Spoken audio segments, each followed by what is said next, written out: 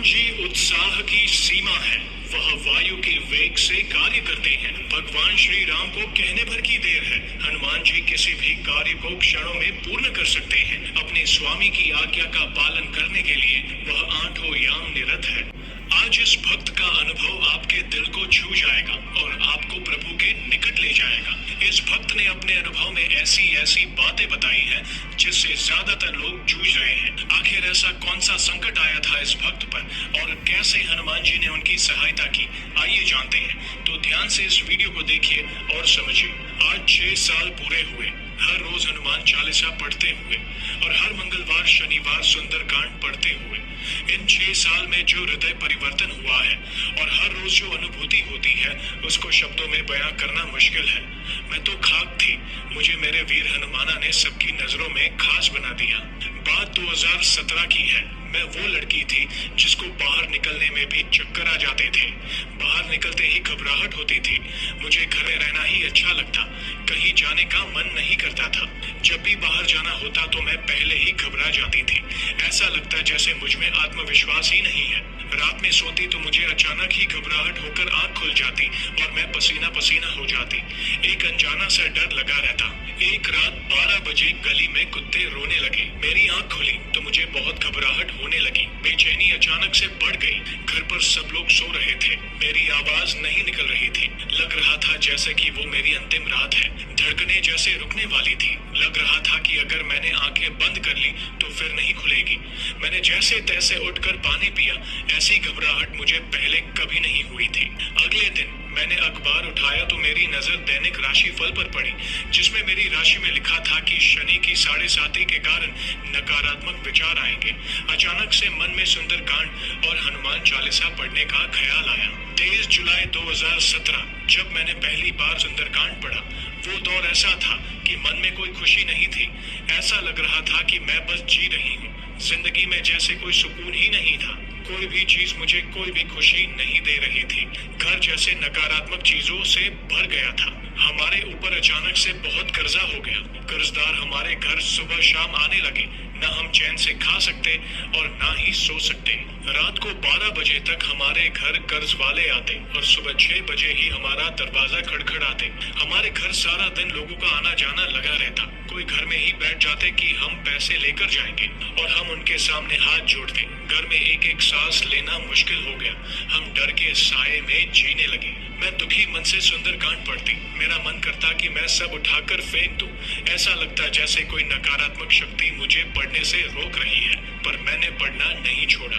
मैंने बोला, बाबा, मेरा भरोसा, मेरा बल, मेरी आस और विश्वास आप हो। आप सब ठीक करो। कोई भी अनहोनी होने से रोक लो।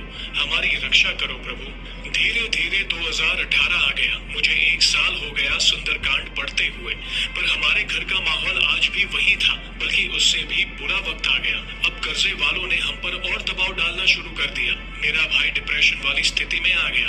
मेरे पापा को नौकरी छोड़कर घर आना पड़ा और मेरे भाई की सरकारी नौकरी से छुट्टी लेने के कारण उनको भी बैंक से सस्पेंड कर दिया गया। अब हमारे पास घर चलाने के भी पैसे नहीं थे। कर्जा और बढ़ता गया। फिर एक दिन 2 बंदर हमारे घर की छत पर आकर बैठ गए। वो पूरा दिन हमारी छत पर रहते, रात में भी वहीं सोते, जैसे मानो हमारी रखवाली कर रहे हैं। सब मोहल्ले वाले बोलते कि ये तुम्हारे छत से जाते ही नहीं है, ना कुछ कहते किसी को, ना नुकसान करते।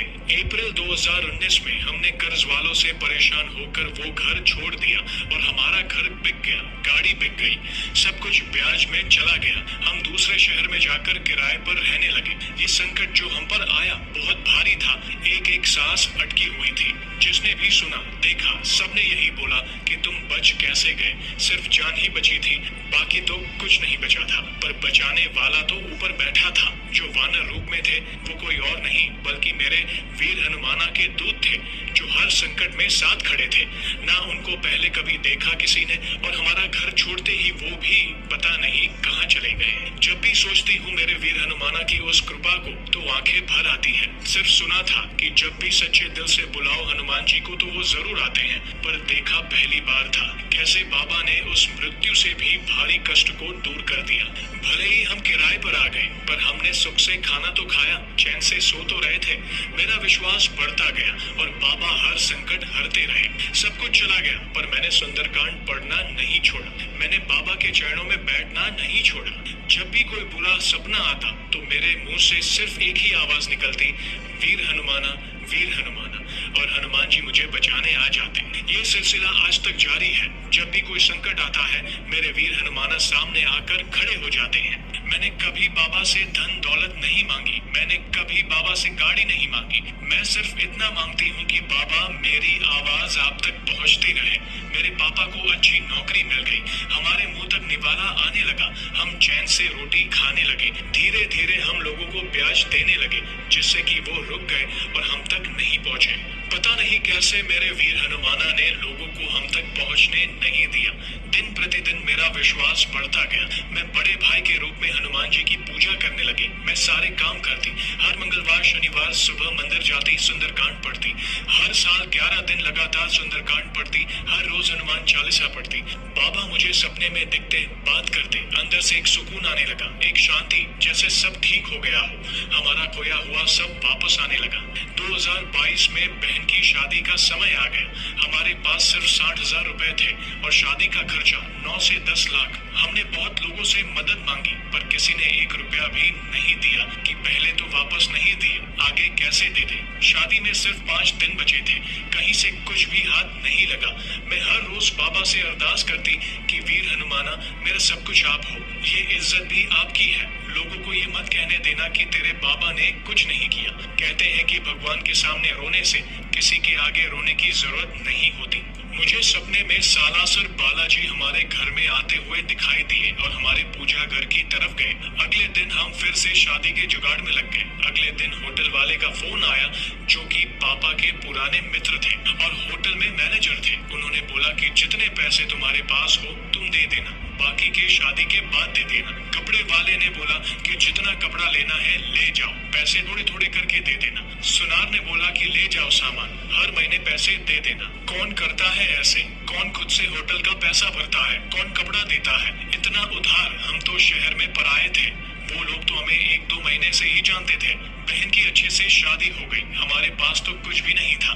सबने बोला कितनी अच्छी शादी की। मैं बाबा के सामने रोने लगी। मैं जानती थी ये सब मेरे बाबा ने किया है, मेरे वीर हनुमाना ने किया है। आज भी जब कन्हैया मित्तल जी का भजन सुनती हूँ कि किसी ने भी बाबा मेरा साथ ना निभाया था, तू ही बाबा सालासर से चल करके आया था। तेरे साथ का मुझको है एहसास बालाजी, मेरे रोंगटे खड़े हो जाते हैं। मुझे पता है मेरे बाबा ने कहाँ मेरी लाज रखी थी, जहाँ अगर सब मना कर देते तो बारात नहीं आती, ये शादी नहीं हो पाती। उस दिन से और आज तक मैं हर मंगलवार और शनिवार बाबा को मंदिर में गुड़ और चने का भोग लगा कर आती हूँ। बाबा ने आज कोई कमी नहीं छोड़ी, हमारे पास सब है। शादी का सारा कर्जा 4 महीने में ही उतर गया। बड़े भाई का सारा फर्ज मेरे वीर हनुमाना ने निभाया है। जो गया वो वापस तो नहीं आ सकता, पर बाबा ने उससे भी दुगना और अच्छा दिया है। हमेशा कोई भी संकट आता है हम तक आने भी नहीं देते। 6 साल पहले तक मुझे पता भी नहीं था हनुमान चालीसा कैसी होती है।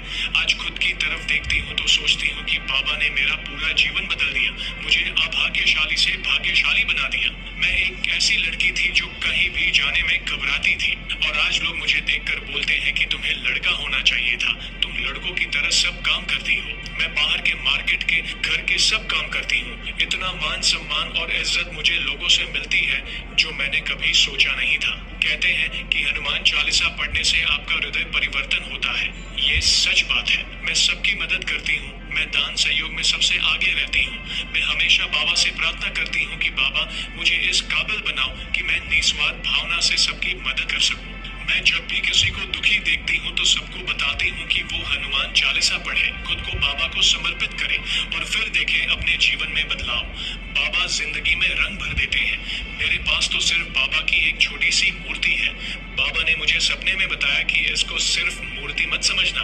मैंने कितनी बार महसूस किया है कि उसमें खुद मेरे वीर हनुमाना बसते हैं। मैं 31 साल की एक लड़की हूँ। मैं मेरे वीर हनुमाना के सब काम करती हूँ, उनका श्रृंगार करती हूँ, बाबा को सजाती हूँ।